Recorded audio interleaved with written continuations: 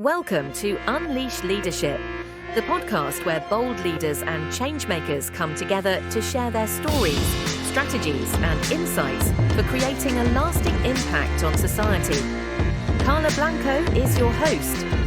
For over 28 years, she has been navigating the complexities of the corporate and government worlds, a journey that's taught her that authentic leadership isn't just about climbing the ladder. It's about lifting others as you rise. Along the way, she uncovered the unwritten rules that drive success, the ones no one tells you about, but that can define your career and legacy.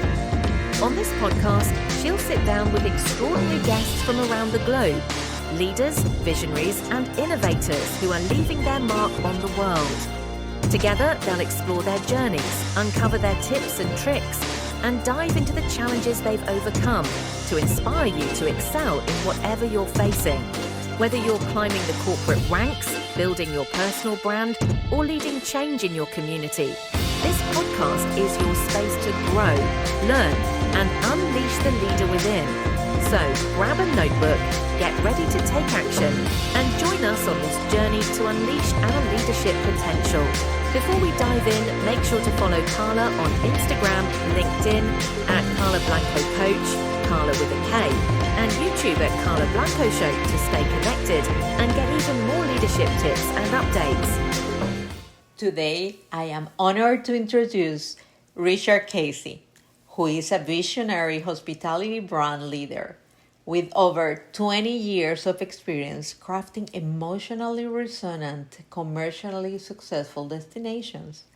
From the Global Ambassador Hotel to the 1230 Club, he integrates architecture, storytelling, and guest experience, masterfully shaping authentic, enduring brands across hotels, restaurants, and immersive entertainment venues nationwide, creating memorable experiences for people. Welcome, Richard. It's an honor to have you here. Let us know about your journey and why hospitality and creating memorable experiences for people. Yeah. Well, my journey is not a straight line. It's very oblique. I really didn't have a desire to be in hospitality, but I was running an ad agency that was based in Las Vegas that had opened an office in Phoenix. And my challenge was I needed to build a business. And thinking about Arizona, industry, there's a lot of industry that you can go after in terms of creating a business. And hospitality was just one of those ones that was on the list. And I went through all of the, best hospitality hotels and businesses in Arizona. And the one that I kind of targeted right off the bat was the Phoenician. And I got a contact at the Phoenician. I cold called them. And I, to this day, can't imagine why they gave me an opportunity to come in and speak to them, but they did. The gentleman's name is Jeff Johnson.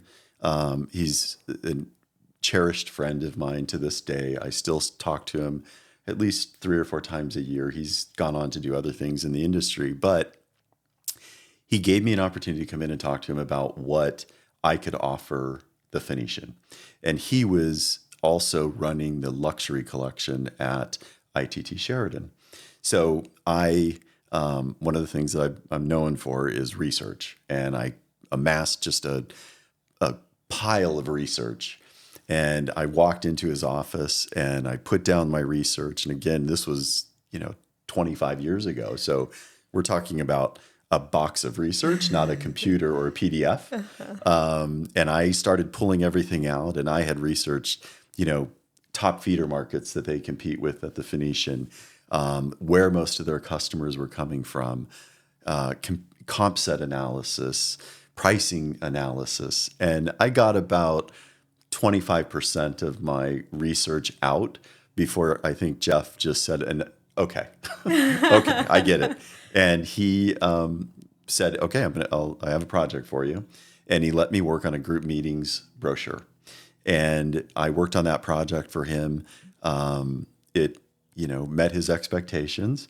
And the Phoenician became one of my largest clients. I worked on the Phoenician account for probably 15 years.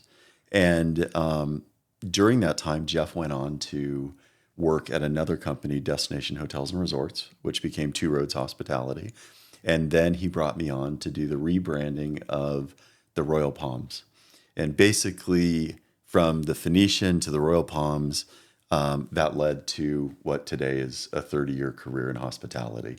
So again, it wasn't something that I was necessarily passionate about, but that opportunity presented itself. And as I got into it, I just really fell in love with hospitality and working on those kinds of projects. So again, Jeff is the person responsible for the career that I have today. And I'm eternally thankful to him giving me a shot. Thank you. That is amazing because what you are sharing tell us that your brain, it is differently wired.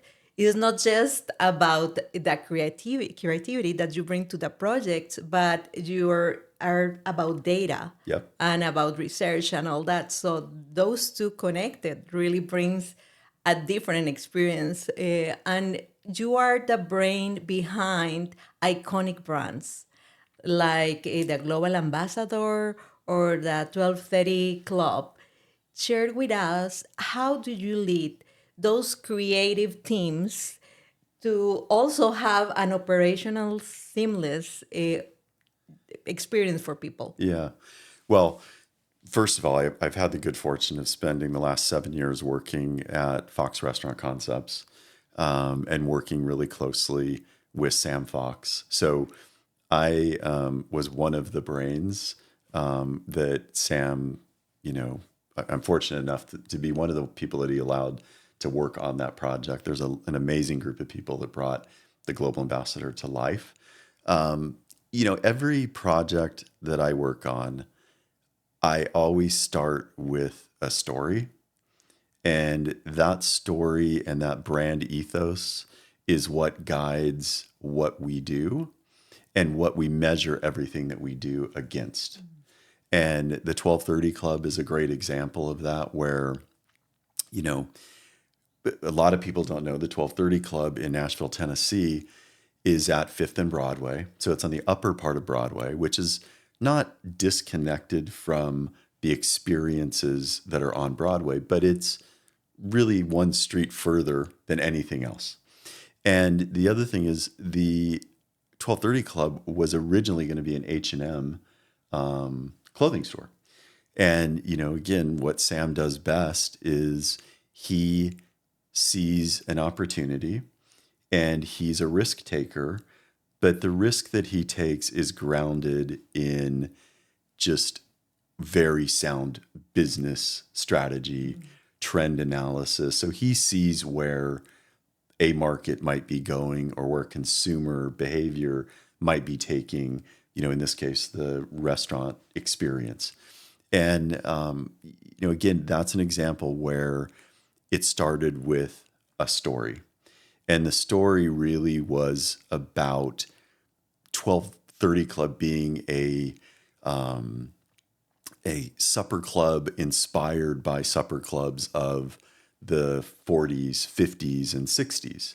And so we went really deep into what did that mean and how do you bring that to life. And the other thing is we created an experience in the 1230 Club that is really multifaceted.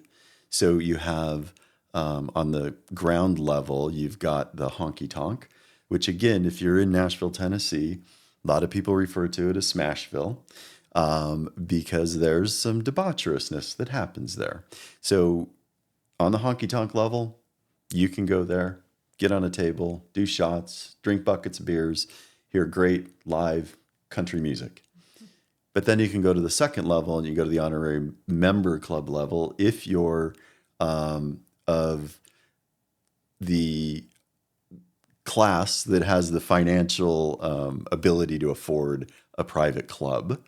And that one is really about formality and exclusivity and really intimate, one-of-a-kind experiences. And then you go to the third level, and that's the supper club. And the supper club is about, again, formality, classic experience, timelessness, elevated culinary experience with the backdrop of live music. And so if you think about that relative to, great supper clubs of the eras, 30s, 40s, 50s, those are the things that made supper clubs amazing. And so blending or connecting those, truths with one, and then bringing those to life with the integrity and the just what it meant to be a supper club of that era is what we, trained for. It's what we set expectations for with our operational teams. And, today, if you think about the 1230 Club, it has not only become one of the most successful independent restaurant experiences in the country, it's also inspired a long list of copycats. There's a lot of people in our case. Sam has a relationship with Justin Timberlake. There's a lot of others that are bringing that connection of entertainers, restaurateurs to a more classic experience in Nashville. So, again, you have to start with a very specific narrative. And then that narrative becomes everything that you guide and develop, the service standards, the steps of service, the expectations against, and also the creative expression of what the brand's going to be. And I think that if you look at what we've been able to do and the team now that, really is responsible for keeping the 1230 Club, grounded in its roots, that's what's made it so successful, is because people walk into it and it's just a completely unexpected but totally curated experience that leaves them leaving wanting to come back. And that's at the end of the day the goal. Outstanding. Well, you're talking about you're a connector. That is a superpower you have. Yeah. So you connect story with architecture and the experience. So how is about leading cross-functional teams? It's probably the biggest challenge because, if you think about the restaurant industry or really any industry, you have, in my case, I've always been fortunate enough to work with innovative leaders like Sam. Early on in my career, I worked with Ely Callaway, and they're innovators. They don't get driven by research. I remember one time with Ely Callaway, when I first met him, we were working on the Heavenly Woods launch. And he called me in and he said, what are we going to do to bring this to market? And, again, I love research and I like being guided by research to just help give me a direction. So I said the first thing that I would do is I would reach out to golfers and talk to them about, why would you use a heavenly wood versus a 3-wood, in the middle of the fairway? And I would want to gain their insights. And just about that point, Ely Callaway stopped me and he said, young man, we don't research the market, we lead the market. And that caught me off guard, but I understood what he meant because of the product innovation he was bringing to market. It was about a club head that was twice, sometimes 3 times as large as what anyone had ever seen. So there was no basis for someone to give you an insight about it because they've never used it. They've never seen it.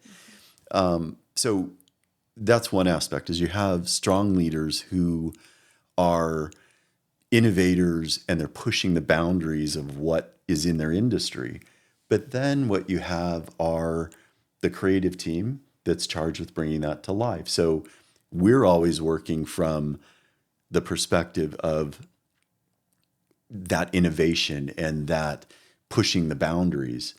And there's a point at which you get to having to hire people. So then you're working with HR. And HR in hospitality or in the restaurant industry, there's an expectation and there's a kind of boundaries that dictate who you would look for and what their experience has been. The challenge is a lot of times people that have spent a long time in an industry, when you're creating something of such innovation, they don't match. Mm-hmm. And so there's a tension then that is created when you start getting out of the innovation and the ideation, and then you're trying to ground it in bringing people on board. And then there's the operational team. The operations team, they're guided by efficiency, cost management, everything that they've been taught. And some of the things that we do in the spirit of pushing the boundaries of our industry are in direct conflict with what they've been taught to do. And so a lot of times you get into a little bit of a tug of war when you're bringing them to life, because you have to get people to be willing to look at what they've done and adapt it to what we're going to do. And that, again, is across the entire organization. So those are the biggest challenges. It always is hard for me, because I always have a vision of what I see and how we're going to bring something to life. And, case in point, this afternoon, we're going to welcome our first guests to the Society Swan, American Bistro, opening up at Scottsdale Fashion Square. And again, this is a brand new concept. It's rooted in a story and an idea that is hard to conceptualize, because in the story it creates tension. It's inspired by timeless style, but it's also inspired by curated rebellion. Well, sometimes style and rebelliousness don't go together, but you have to push the operations team to know that you have to lean into that spirit. The top level, you're going to have people that are going to have $10 martinis. They may have 3 of them, and where they come in as 2, it becomes 6 people at a table, and they're getting loud and having a great time, and you got to lean into that and be a part of it. All the while, downstairs, you might have a couple celebrating their first date or an anniversary, where it's that timeless style experience. So you really have to be nimble in how you deliver it. And those are the things that are most difficult in terms of bringing, kind of art and architecture and brand and storytelling, and then the experience and service delivery together into one. So interesting. How do you identify the people to work for such an innovative culture? We're lucky because it's Fox Restaurant Concepts. Sam Fox is, arguably one of the best restaurateurs, in the country. He's now becoming one of the most notable hospitality developers and brand creators in the industry. And that in and of itself just attracts people that are looking to do things that are different than what they've been doing. And that's the beauty of what we have. Mm-hmm. It's also, a curse, because again, you have to think about all the people that are coming in the organization. And as I mentioned, innovation is one part of what's notable about Fox Restaurant Concepts. It's what's notable about Ely Callaway back in the day with Callaway Golf. But you also have to employ sound business practice. And that's a challenge that, I have to face every day, because we have people that come into the organization and their expectation is that we have this just wildly creative culture, and that's all we do is, create Pinterest boards and create ideation, boards and things like that. But what they didn't realize until they get there is that we have very sound business strategy. Yeah. And we manage our business to a level that I think is beyond most. And that's the reason why, it's been a 25-year success story in the restaurant industry.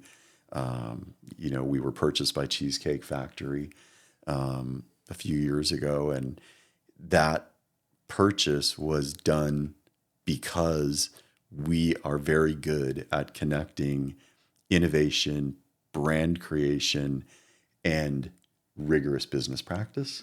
And so that's the other dynamic that we work with every day is we're owned by Cheesecake Factory, but we're very independent, just as we were. So, we're the incubator for new ideas. Oh, And that's what Cheesecake looks to us for, because that's what we've done for the entire life of our business. So, it's a lot of dynamics happening in my life. yes, never a dull moment. Never, never. Well, and life is full of ups and downs. Share with us about challenges, any challenge that you would like to share about how you overcame that. There's lots of challenges, and most of the challenges that I experience from a professional perspective is when I worked on projects that were not so driven by creating an independent spirit in their brand. And an example of that would be, working for a large hotel company, and I'll leave them nameless. I've worked with pretty much all of them. But they come to you because you've worked on something that they find, admiration for, and they're impressed by. And then they ask you to work on a project that they have. And it is a challenge because those organizations are usually not set up for doing the kind of things that I've done in my career. Again, just you think about Global Ambassador, the Global Ambassador Hotel, there are so many things that, Sam was told, it's not going to work. And because that they were being looked at from the traditional benchmarks in hospitality. One of those things that again, there's a series of them, but one of them was when Sam started to become more public about wanting to develop a hotel. He was immediately contacted by most of the luxury brands that are out there. So, Montage, Rosewood, really iconic luxury brands. And every time they came to meet with Sam and his leadership team, I kind of sat there passively watching the meetings happen. And again, I've been so fortunate over my career to have Sam, come into my office really every day for, 6.5 years. And we talk about everything. And we talk about, things that are coming up, things that he's thinking about, things that he needs. And every time he would have one of those meetings, it would come up that I met with a management company. And I would listen and I would just tell Sam, I don't have a voice in what you do, but my opinion is that that would be the worst thing that you could do, because in each of those instances, what you're going to get is a playbook, and you're going to have to execute based on the playbook that those brands give you. Albeit ultimate luxury, it still isn't what Sam was envisioning. And I'm thankful that Sam, through his team of, advisors, came to that conclusion and decided that he was going to create his own hospitality company, Author and Edit, that he was going to develop the hotel with one of his longtime friends and business partners. And that, again, was then met with opposition. The industry was just saying, this is not the way to do it. But I think now that it's done, it's absolutely the way to do it. And it's also in alignment with where, culture is. People today are looking for more meaningful, grounded, independent experiences. And that's what that is. So, I mean, that was a challenge. The other thing is, Global Ambassador sits at the corner of 44th Street and Camelback. It's on a very small plot of land in the middle of really kind of the city, to the extent that Phoenix has a city. And again, that was another, challenge that the industry felt was there.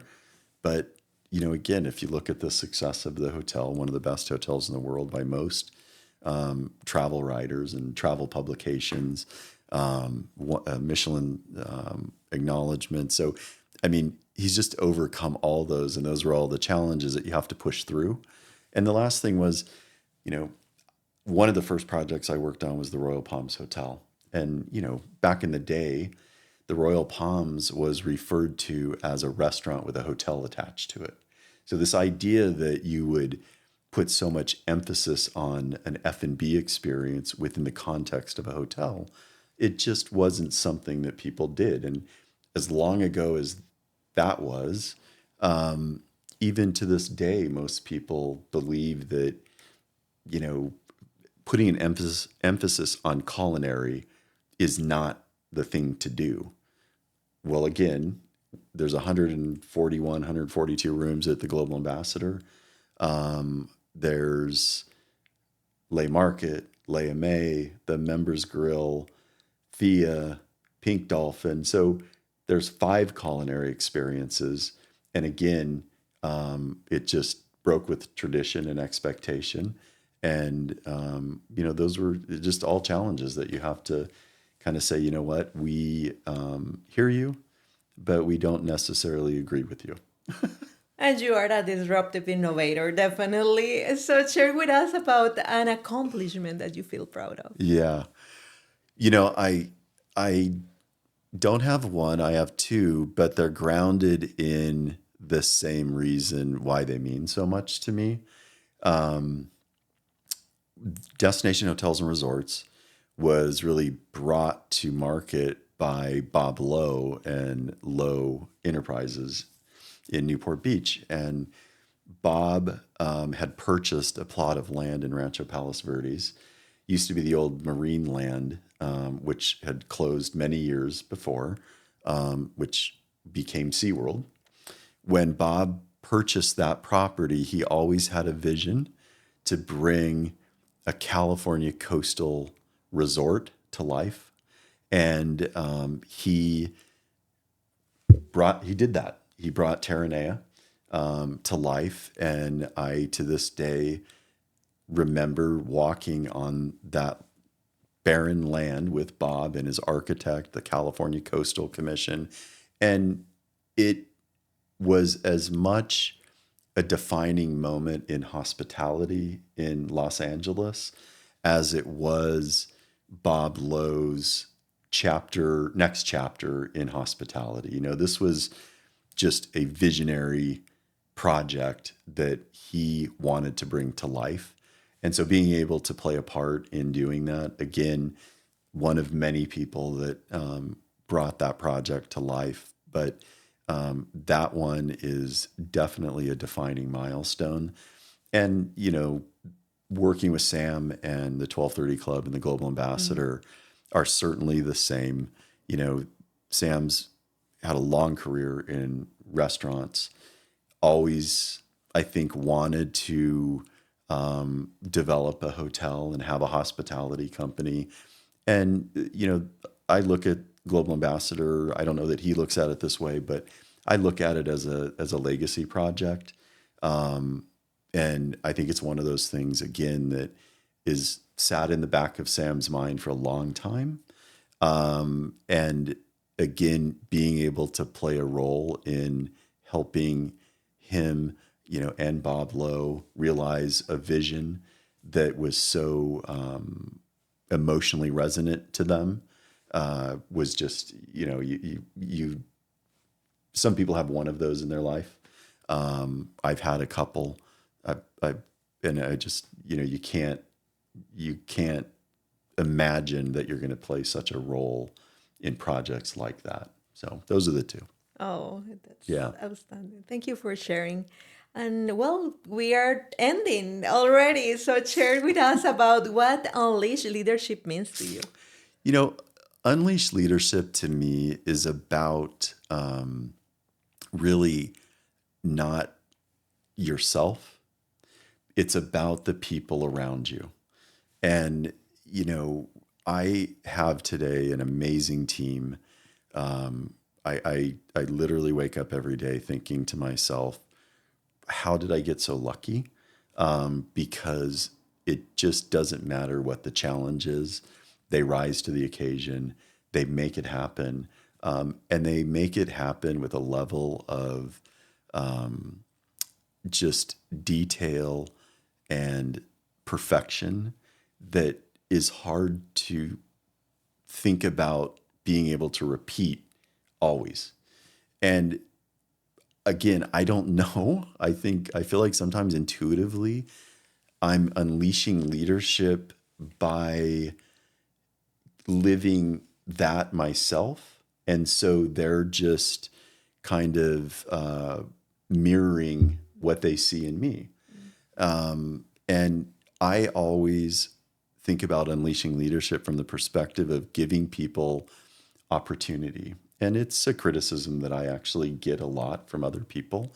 But, on my team, there's a broad spectrum today. And on all of the teams that I've always, had, there's always a broad spectrum. I think there's that in every team. So you have people who have a great deal of experience and a great deal of tenure.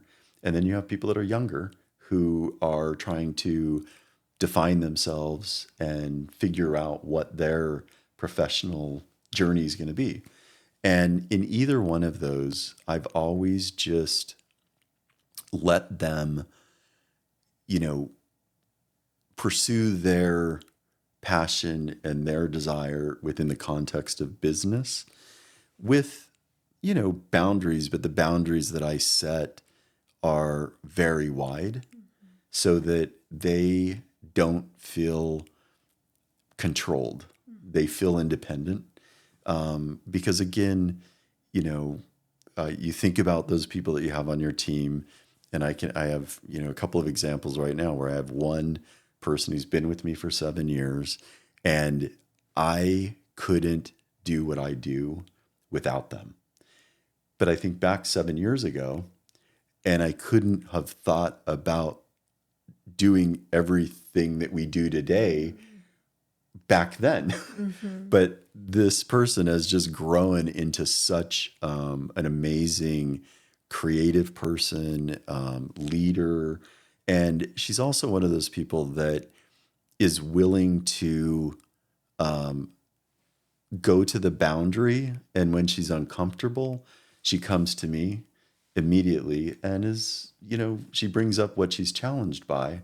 And, I think that's powerful. Sometimes you don't know what you should do, but a lot of times what I see in, employees and people that I've worked with is they don't have the courage to say, I need help. But I've always tried to set that for anyone that works for me where, they know that they can come to me, and they don't come to me because I'm going to tell them what to do. They come to me because they want guidance, and that's what I do. But they are still expected then to, bring whatever that challenge is to conclusion. On the other end of the spectrum, unleashing leadership is, about young people and trying to help them find their path with the knowledge that their path may not include you.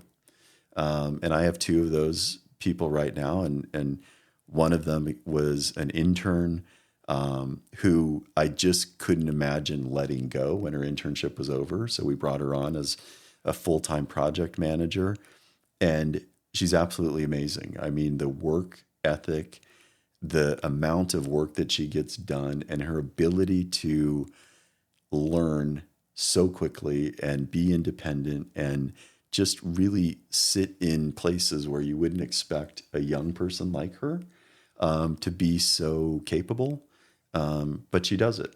And the other one is, one that I'm really sad about. She applied for a position as a designer, and she wasn't the most qualified designer. It was really her first job, and she just impressed me so much as a person.